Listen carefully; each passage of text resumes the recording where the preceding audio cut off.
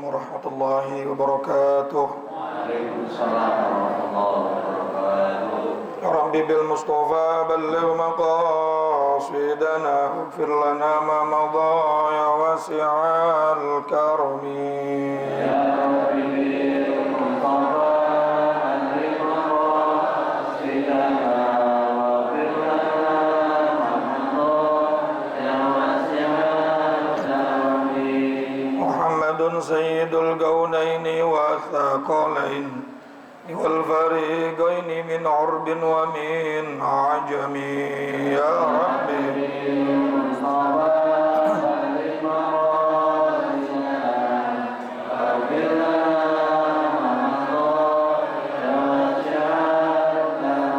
Nabiyuna al-amirun nahi fala ahadun abarra fi qawli la minhu wa la na'ami.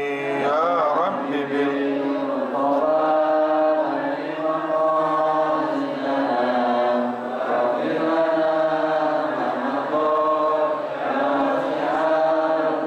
wal habibul ladzi turja syafa'atuhu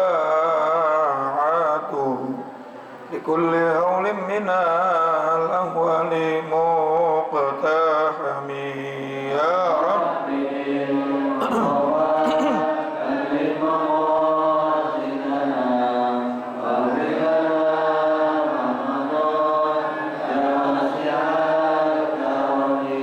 Allahumma salli wa sallim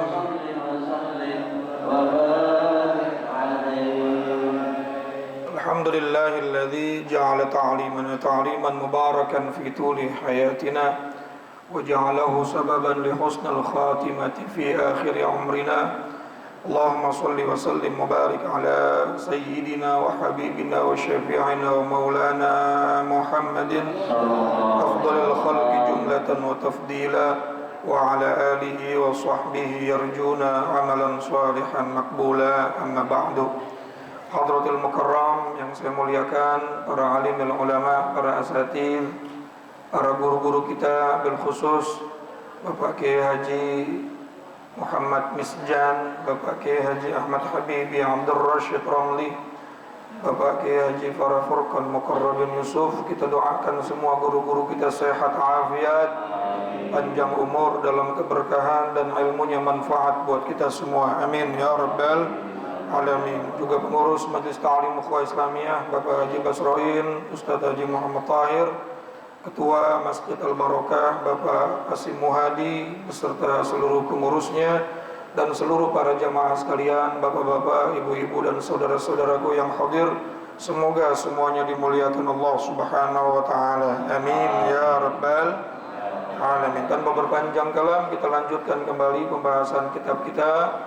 Sebelumnya kembali kita baca suratul Fatihah. Mudah-mudahan apa yang kita laksanakan dari awal sampai akhir majelis ini semuanya akan diridhai oleh Allah Subhanahu wa taala, menjadi sabab, menjadi wasilah Allah mengampuni dosa-dosa kita, sehingga yang hadir tidaklah bangkit dari tempat duduknya kecuali dosa-dosanya diampuni oleh Allah Subhanahu wa taala, hajatnya dikabul oleh Allah, hajat dunia dan hajat akhirat. Ala hadhihi niyyah wa ala kulli niyatin salihah wa ala man nawasala bisalih wa ila hadratin nabiyil mustafa sayyidina wa habibina wa syafi'ina maulana Muhammadin sallallahu alaihi wa alihi wasallam wa ala alihi wa azwajihi wa zurriyyatihi wa ali baitil kiram, khusus khasatan li hadrati muallifil kitab Sayyidul Imam Syekh Zainuddin bin Ali Al-Malibari Al-Fannani wa Syekh Nawawi bin Umar Al-Jawal Bandani wa Zuli ma fura'in wa dhul huquqi alaihim ajma'in. Anna Allah yu'id rujatin fil jannah wa yu'id alaina barakatihim wa asrarihim anwarihim wa ulumihim wa nufahatin fid din wad dunya wal akhirah wa ila arwah walidina wa abaina wa jami'al muslimina wal mu'minina wal mu'minat al ahya'i minhum wal amwat ila hadratin nabi. Al-Fatihah.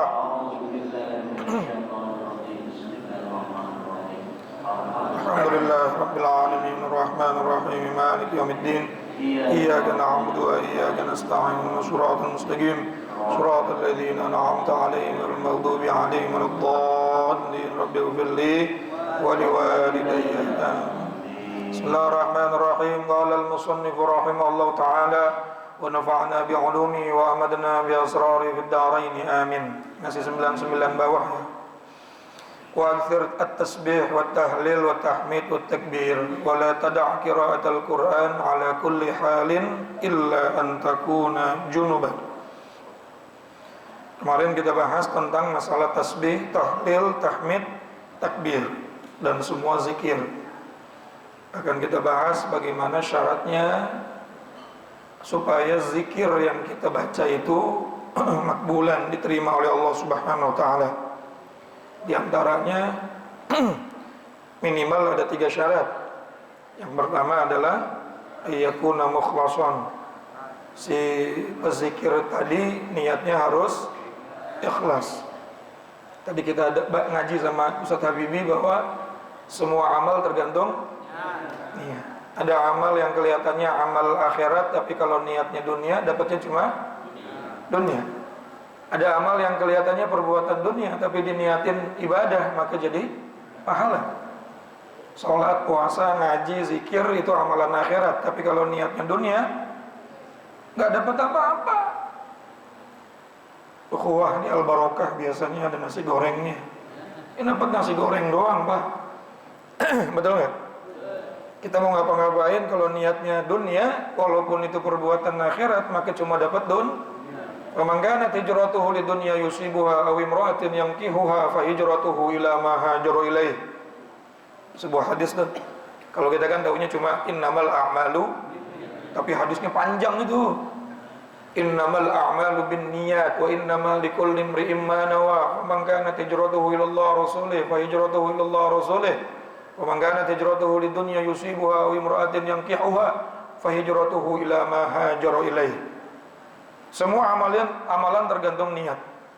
Dan apapun perbuatan kita akan mendapatkan pahala atau tidak tergantung niat. Siapa orang yang hijrahnya karena Allah dan Rasulnya, maka dia akan mendapatkan apapun yang dijanjikan oleh Allah dan Rasulnya. Ridhonya Allah dapat, ridhonya Rasul dapat, thawabun fil akhirah dapat, fadilatun fid dunya juga dapat, pahala akhirat dapat, fadilah di dunia dapat semua. Tapi sebaliknya, wa man kanat hijratuhu lid dunya yusibuha aw imra'atin yankihuha fa hijratuhu ila ma hajara ilaih. Siapa orang yang hijrahnya karena dunia, hijrahnya karena seseorang yang ingin dinikahinya. Ini memang hadis ini dulu ditekankan kepada orang-orang yang hijrah dari Mekah menuju Madinah. Kalau niatnya karena Allah dan Rasulnya, dia akan mendapatkan ridhonya Allah dan ridhonya Rasul. Tapi kalau hijrahnya karena dunia atau karena ada cem-ceman, wah di Madinah ada janda cakep, maka hijrahnya itu cuma dapat apa yang diniatinya saja. Nah, kalau dikaitkan dengan ibadah, ibadahnya karena dunia atau karena sesuatu, maka ibadahnya cuma dapat apa yang diniatinya saja. Saya kesini misalnya cuma pengen dapat yang putih-putih. Apa tuh? Amplop. Saya mah kagak doyan amplop. Kagak doyan juga isinya. Nilainya kagak. Kalau cuma itu niatnya, ya pahala kagak dapat, ridho Allah nggak dapat, cuma dapat amplop dibeliin rokok, dibeliin bensin, dibeliin beras, habis. Betul nggak? Sementara yang kita inginkan adalah sa'adah fid dunya wa sa'adah fil akhirah, kebahagiaan dunia dan akhirat. Maka niat ini penting dalam segala macam urusan dan perbuatan. Makanya alhamdulillah Ustaz Haji Basroin itu kalau mau mulai, beliau selalu ngingetin kita untuk niat, minimal niatnya ikaf, nawaitul i'tikaf lillahi ta'ala. Selama Bapak duduk walaupun tidur, pahala terus. Pas bangun dapat berkat, udah dapat pahala, dapat berkat. Alhamdulillah. Siapa orang nyari akhirat, dunia ikut. Siapa orang cuma nyari dunia, akhirat luput. Betul. Bikin status dah. Orang niatnya dunia, akhirat luput. Orang niatnya akhirat, dunianya ngikut. Orang nanam padi, bekicot datang, belut datang. Apa lagi? Keong datang, apapun yang ada di sawah bisa kita ambil. Tapi kalau niatnya cuma miara belut, ada padinya nggak? Nah itu, makanya udah lillahi ta'ala aja. Maka semua kebaikan dunia dan akhirat kita bakal dapatkan. Kemudian yang kedua, ma'rifatul makna. Saat zikir itu minimal kita mengerti artinya. Ini sedikit diulas ya, karena kemarin saya lihat waktu di Al-Musabbihin tidur semua. Diulas sedikit ya, atau mungkin ada yang nggak hadir kemarin di Al-Musabbihin. Ma'rifatul makna, tahu artinya. Jangan sampai zikir berkali-kali tapi kita nggak tahu artinya apa. Saya kemarin ngeliat postingan di Instagram. Mohon maaf, ada orang murtad. Murtad itu apa artinya? Bu, bentar lagi udahan kok, bentar lagi. Setengah 2 jam lagi. Murtad itu keluar dari Islam. Pas ditanya sama temennya apa? Saya sholat 5 waktu, tambah lagi sholat sunnah, tambah lagi baca Quran, tambah lagi zikir. Tapi saya nggak dapat apa-apa dari itu. Kata dia begitu. Kata dia. Emang kenapa kok bisa nggak dapat? Sementara saya di agama saya yang baru, saya berdoa dengan bahasa saya, dengan kalimat yang saya ucapkan sesuai dengan yang saya mengerti, saya kok dapat begitu, kata dia. Saya nggak nyalahin dia juga sebetulnya. Ya mungkin karena bahasa Arab dia nggak ngerti, akhirnya dia melakukan itu cuma cangkem doang tanpa masuk ke dalam hati. Sebetulnya syariat ini udah ngajarin kalau kita ingin mendapatkan hasil dari sebuah apa yang kita ucapkan, minimal itu ma'rifatul makna, tahu artinya, tahu tujuannya. Sehingga apa yang kita ucapkan itu paham. Saya suka bikin itu sendiri, sensus sendiri itu kalau lagi bikin majelis zikir. Kalau pas lagi doanya pakai bahasa Arab, aminnya biasa aja, amin, amin, amin. Ada yang sambil ngupil, ada yang sambil ngobrol kayak ibu-ibu gitu. Yang ngobrol mah. Tapi ketika saya pakai bahasa Indonesia, itu kuat banyak yang nangis tuh. Ya Allah, mudah-mudahan anak-anak kami jadi anak yang soleh. Amin. Mudah-mudahan utang kami cepat terlunasi. Amin. Tambah kenceng nangisnya. Karena apa yang dia ucapkan, dia paham. Sehingga sampai ke dalam hati. Betul nggak kira-kira? Memang afdolnya zikir itu menggunakan kalimat-kalimat zikir yang ma'furat, yang langsung dari Nabi, afdol. Tapi iya, apa susahnya kita belajar tahu artinya? Apalagi sekarang mah gampang Pak, semua buku udah ada terjemahnya. Kalau Bapak nggak sempat mondok, nggak ngerti bahasa Arab, betul?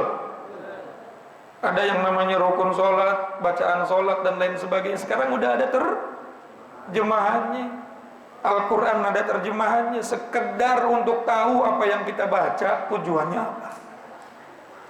Rabbighfirli warhamni wajburni warfa'ni warzuqni wahdini wa'afini. Ya Allah, itu kalau tahu artinya Pak, Masya Allah, semua keinginan dunia akhirat kita ada di situ tuh. Ya Allah, ampunilah aku, Rabbighfirli warhamni, sayangilah aku. Terus apa lagi?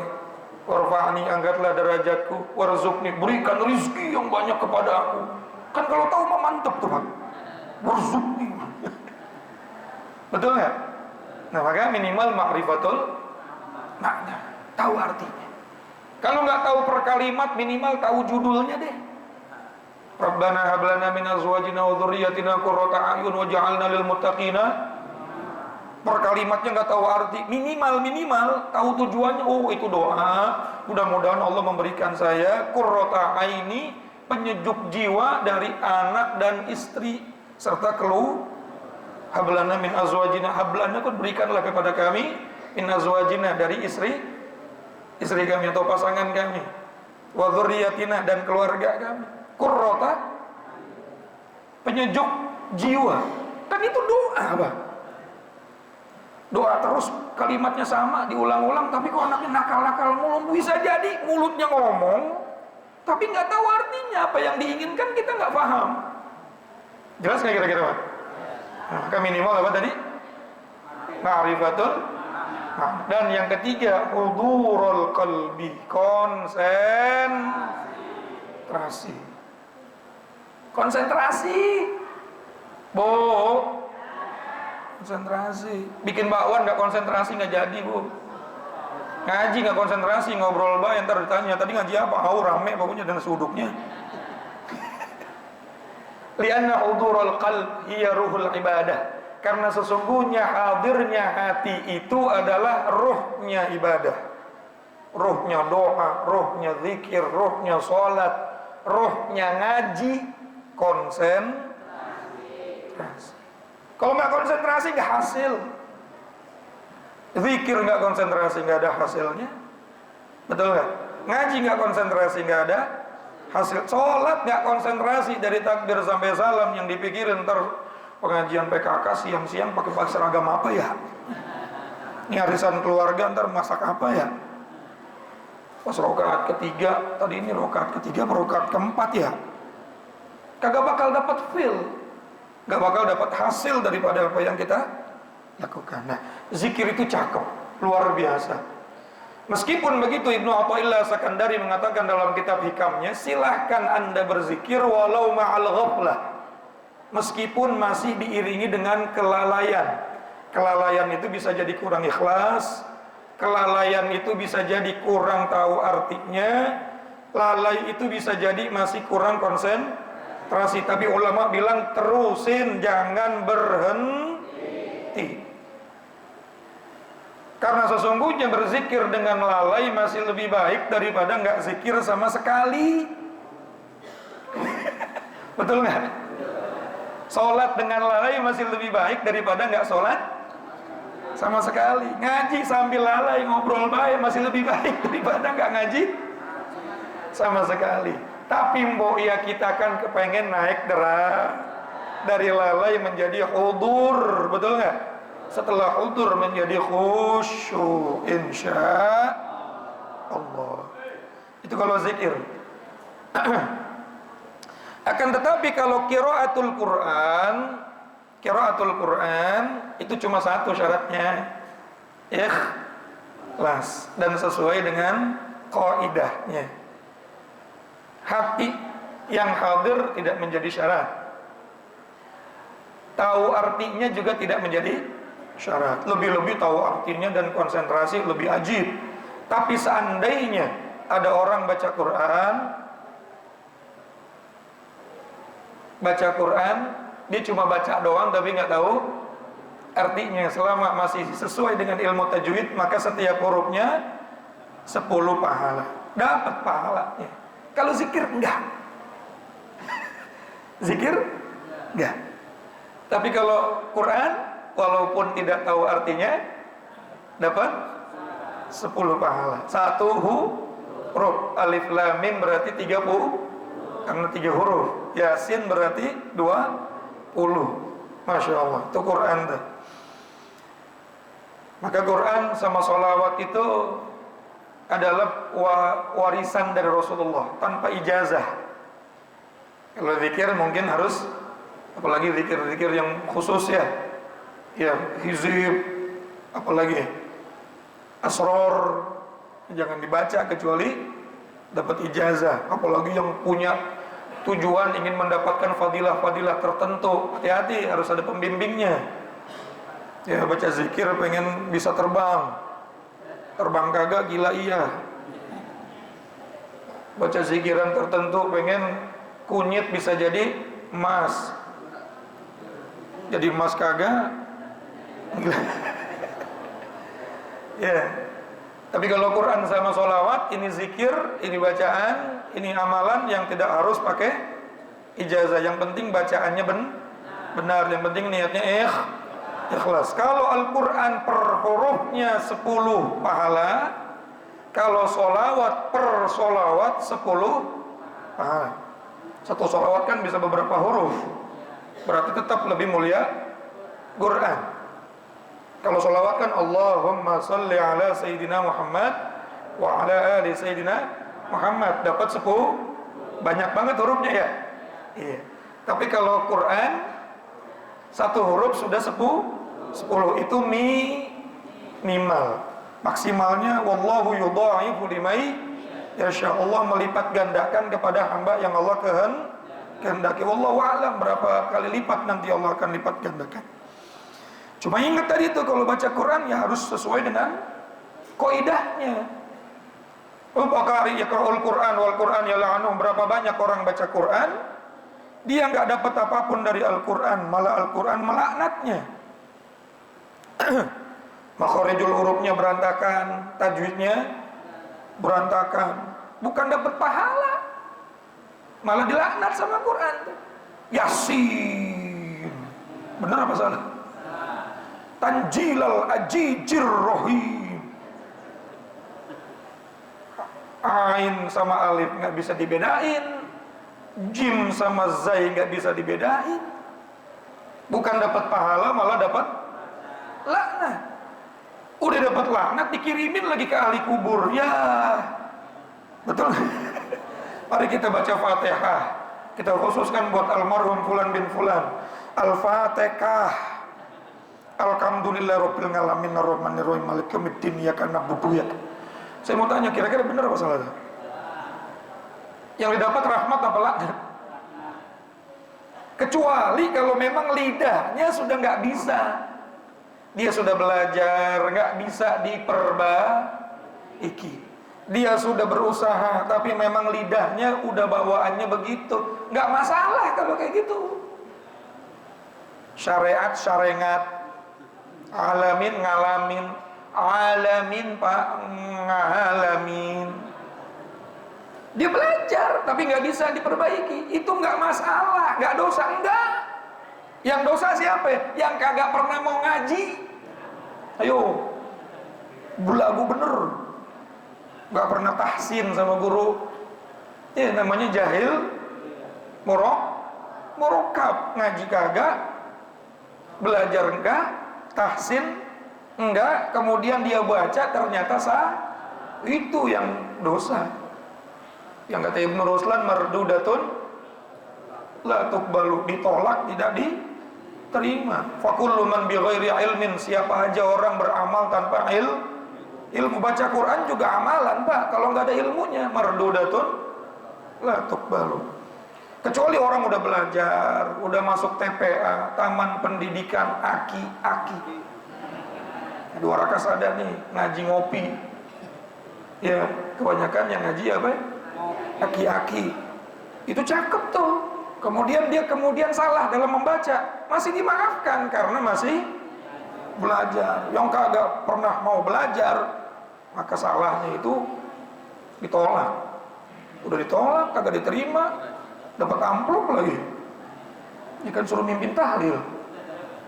Ada acara yasinan, tahlilan, suruh mimpin tahlil. Kemudian bacaannya salah, betul nggak?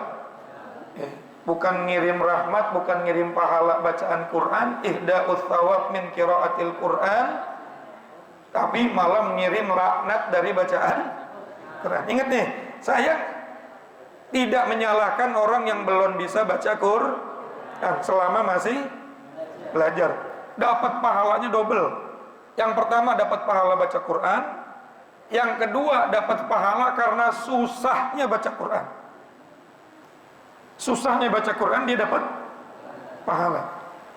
Tapi yang Masya Allah nggak pernah mau belajar sama sekali, itu Qurannya justru malah melaknat.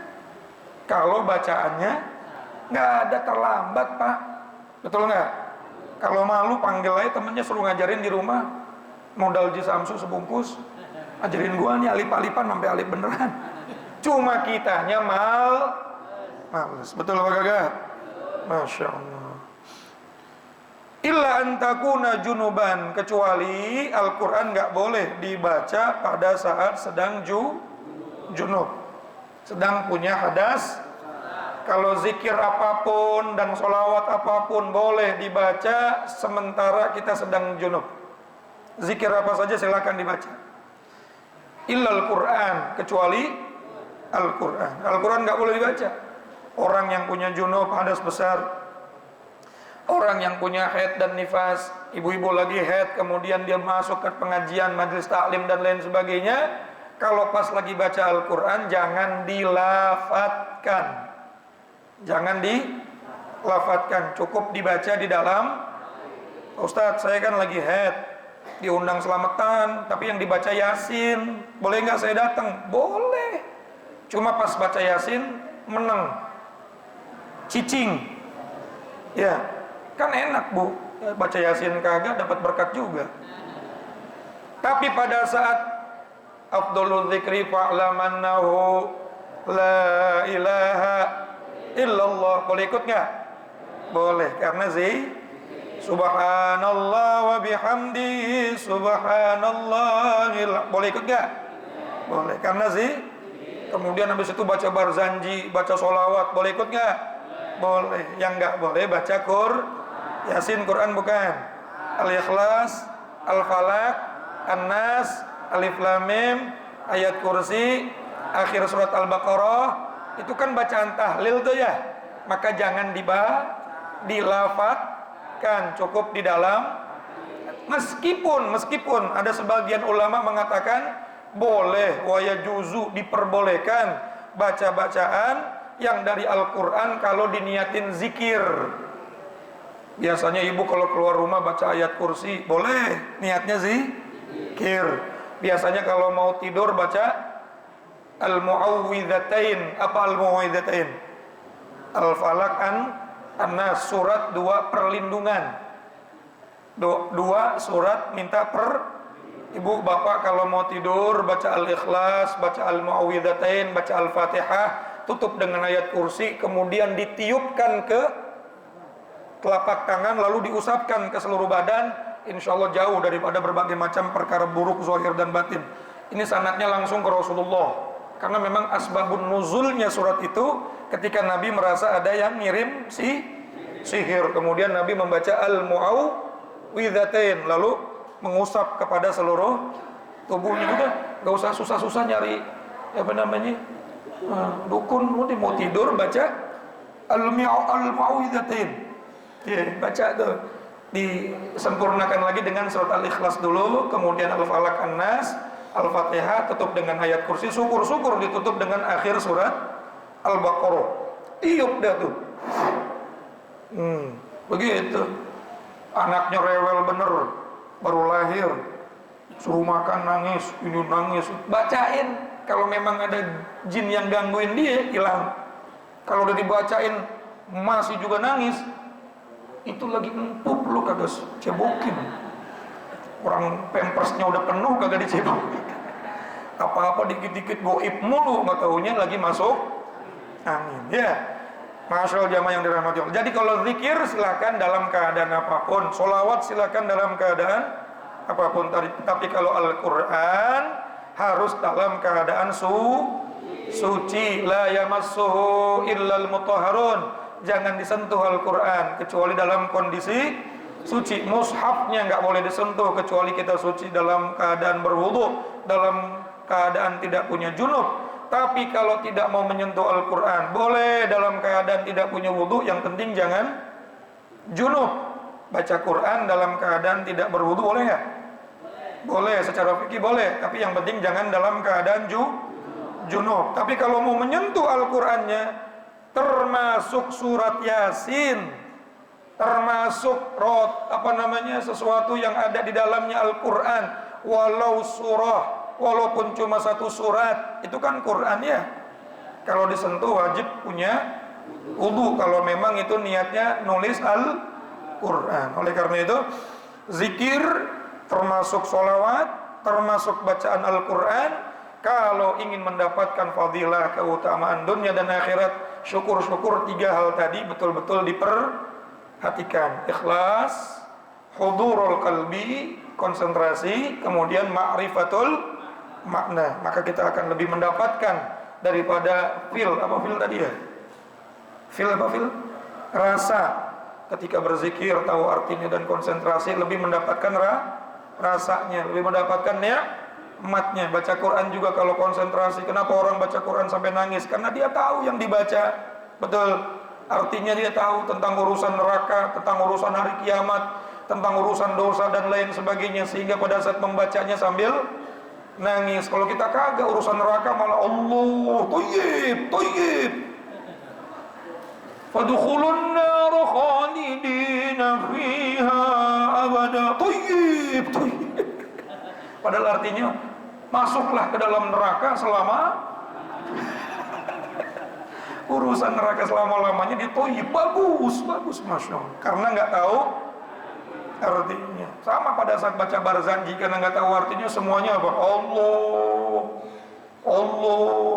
Padahal ada yang sholawat, ada yang doa. Ya, mudah-mudahan kita semua bisa sedikit demi sedikit. Tapi walaupun belum sampai sempurna, tadi kata Ibnu Athaillah dalam kitab hikamnya, jangan walaupun masih lalai, masih belum ikhlas, masih belum ngerti artinya, masih belum konsentrasi, jangan ditinggalin zikirnya, jangan ditinggalin baca Qur'annya, karena itu lebih baik daripada nggak zikir daripada nggak baca Qur'an sama sekali. Wallahu a'lam bishawab wa ilaihi marji'ul ma'ad. Wallahul muwaffiq ila aqwamit thoriq. Assalamualaikum warahmatullahi wabarakatuh.